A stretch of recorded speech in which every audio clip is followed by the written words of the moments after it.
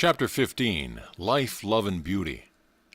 Master, in his wonderful books, Judge Troward stresses often that the spirit of life is also one of love and beauty, and that where the one is, the others will be found too, as a matter of necessity. Where life is, love is. One is the correlative of the other. Where life and love are, beauty must be. Pupil, may we have another illustration to clarify this? Master, certainly, all persons have an appreciation of art. The ancient Greeks were supreme in the arts for many centuries. To this day, many of their works have never been equaled. I have never seen that fact more compellingly illustrated than it was one day last summer at our home on the Esplanade, Redondo Beach, California.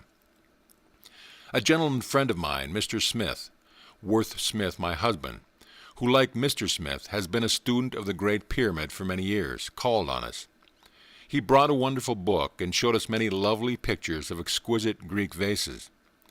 Alongside each photograph was a sketch of the same vase with the basic design highlighted in geometry, many lines drawn to salient features of the sketch. Of all the grace and beauty and absolute perfection of symmetry I have ever seen, or hoped to, these pictures and sketches had it, without a solitary flaw in any of them. Each was purest harmony, so much so that one marveled, and it seemed that music itself flowed from them. Each vase was an expression of God in his laws of life, love, beauty, and harmony, executed to perfection by artists in whom his love, beauty, harmony lived.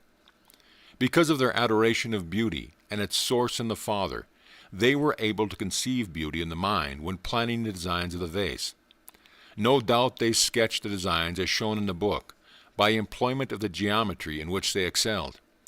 With the model before them, they then fashioned the works of superb harmony to glorify the earth. Wherever perfect harmony is, you will find perfect love, for they are twin blessings. Pupil, but all of us cannot make such masterpieces, you know, for all of us do not have such artistic talents, do we? Master, all of us have some talent within us. Unfortunately, many seem to never realize it, and never do anything about it. Even so, any person of intelligence can put into whatever task that one may have to do the spirit of life, love, beauty, and harmony, if only one will, and can make the fruits of the task many things of beauty. Some housewives, for example, make of housekeeping and rearing children a thing of drudgery as a result of their lack of illumination about the true divinity of housekeeping. Others put love, beauty, harmony, order, and joy into the same task and make a glory of it. It is a matter of the spiritual consciousness one has, or acquires through study, if it is not there innately. Pupil, will you please cite an example from the Bible which features this matter of consciousness of our divinity as being the root of all blessing? Master, gladly indeed. Study carefully St. Matthew, chapter 13, verse 12. Jesus uttered these golden words to teach mankind that like does attract like, invariably and infallibly. That passage states the law of attraction at its best, including an unshakable faith, visualizing by means of which one has spirituality, or in the mind, even that which is sought, and which serves as a magnet of infinite power to draw to one the glad fulfillment in form or physical reality, provided only one also works confidently and happily to carry out the ideas the Father gives one, through intuition, as steps in the path to the shining goal. Now let us directly quote the passage, then strip it bare of all the mystery so many claim it contains for them. Unfortunately to many, that verse remains a riddle for life unless they are sufficiently interested to seek until they find the key to its solution. The passage reads, "For whoever hath, to him shall be given, and he shall have more abundance. But whosoever hath not from him shall be taken away even that he hath." The big question is, for whosoever hath, what? Does it mean the one who has wealth of money or property, or other earthly possessions? No, although the one who has the thing that is meant is certain to acquire financial independence and to retain it. It means simply that whosoever hath, the consciousness of the Father within. who has the exalted awareness as an abiding conviction, who has implicit faith in it, and who actively carries on in the work that one does, whatever it may be, the ideas of life, love, beauty, and harmony, the Father gives the one in an unending stream. To the one will be given all he may ever require and to spare. But the person who hath not the high consciousness is subject to all the sorrows, lacks, and other inharmonious circumstances and conditions that can bring to bear upon him, even to the point of losing all he has gained through habitual employment of secondary causation.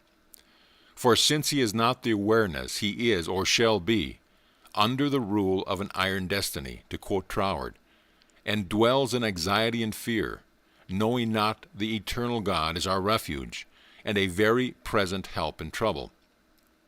Pupil, can that love, beauty, and harmony be caused to flow from one person, a practitioner, let's say, into and through another, so that the second party will be aware of the spiritual uplift and receive corresponding benefits? Master, yes, indeed, that is done easily. That is the mission of the practitioner, for he or she does these things for others many hours a day. I well recall an incident that occurred not long ago in the beautiful home of a dearly beloved friend and student in Denver.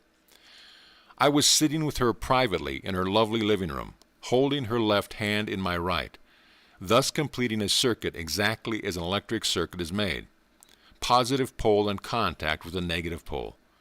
With my mind, I made contact with the love, beauty, and harmony the Spirit is. From the universal Spirit of life, those qualities flowed into me, and through me into my dear friend, and through her back to the universal. For minutes we kept the contact, and both of us were aware of the surge of tremendous power flowing through us. I have this friend's kind permission to mention her name. She is Grace Northcutt. It is she whose gracious generosity accounts for the new edition of this book you are now reading. Pupil, then it is true that as one makes it of a habit to consciously recognize God in one's daily, hourly, even minute-by-minute living, in that degree one will get good results. Master, yes, the correspondence is exact. As we apply the law of electricity, we are certain to get results that correspond to those laws only. It is folly to apply one set of creative laws to a problem and expect to get results that correspond to a different code. So it is that if we set into motion, through concentrated and consecrated thinking, the laws of harmony, then only harmony will manifest in and through us and in our affairs. Again I give you the golden key which will unlock any door of bondage, and which will never disappoint you if you persist in the use of it in wisdom. It is, I repeat, that 12th verse of the 13th chapter of Matthew. Pupil, how is it obtained? What price does one have to pay for the key? Master, the price is given in the 15th chapter of John, and is, as Jesus said, "Abide in me."